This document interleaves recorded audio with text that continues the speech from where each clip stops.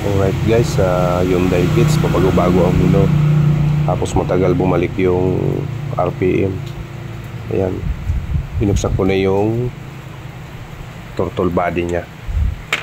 Ayan, napa-endings natin madumi, tsaka singaw yung mga gasket. Ayan, pagpasya na natin yung tanggalin na yung turtle body at malinisan.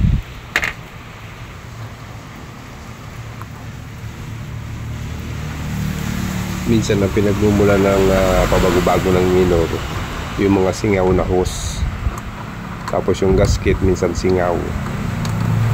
Tapos yan ating clutch, yung ating clutch booster, yung diaphragm nya pagka butas, tumataas din ang minor niyan. Check din natin yung diaphragm niyan, baka singaw. Ayan. Sa preno, meron din yan na hangin galing doon sa sanksyon ng intake papunta doon sa brake ng diaphragm. Pagka yan po ay butas, biglang tataas din ang minor dyan. Makapansin nyo pag nag-preno kayo at tumaas yung minor, may posibilidad na singaw na yung diaphragm ng ano natin, ng preno.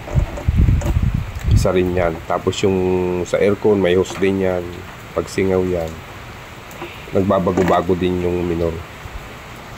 Pero karamihan yan yung intake marumi.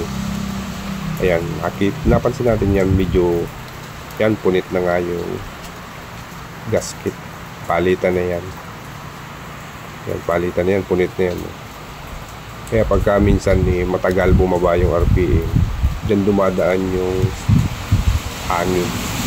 Dapat sarado yan para paghigop ng intake hindi tumaas yung minor, kasi meron yan dyan butterfly na nagkocontrol ng hangin.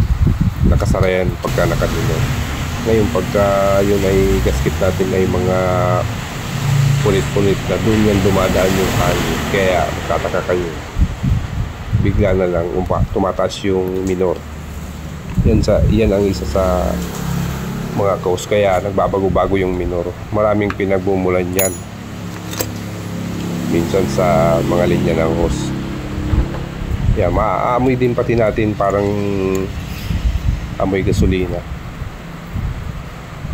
Tapos sa tagal bumalik ng RPM, dapat yan pagka binitawan mo yung cable, accelerator cable, babagsak agad.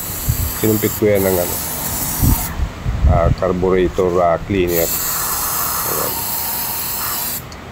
Maraming dumi yan. Isa rin yan sa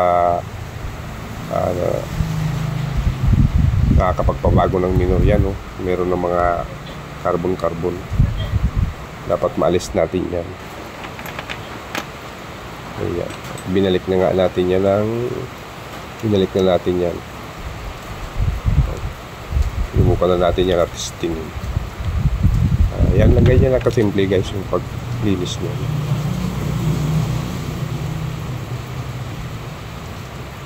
Yan, ang pangit lang yung pagkakagawa natin kasi lumabas yung gasket. Punit na nga. Yan, siguraduhin lang mga nakaklam yan. Kasi pagka yan ay singaw, ano rin siya, babago-bago rin yung minor. Alright, titistingan na nga natin yung RPM niya.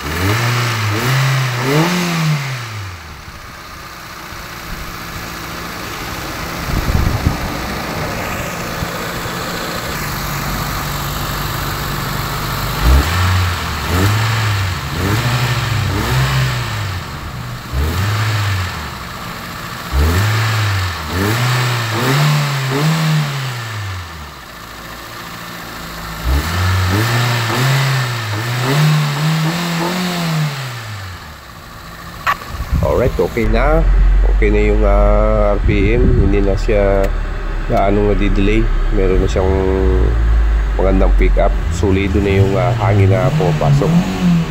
Ayan, wala pa siya, sumasagad siya sa pula, kung sabihin hindi na siya low power. Alright, maraming salamat at sana may natutunan kayo sa aking panibagong tutorial. Huwag kalimutan i-subscribe ang ating channel, Torres the Electrician, at muli po mag-ingat po tayong lahat.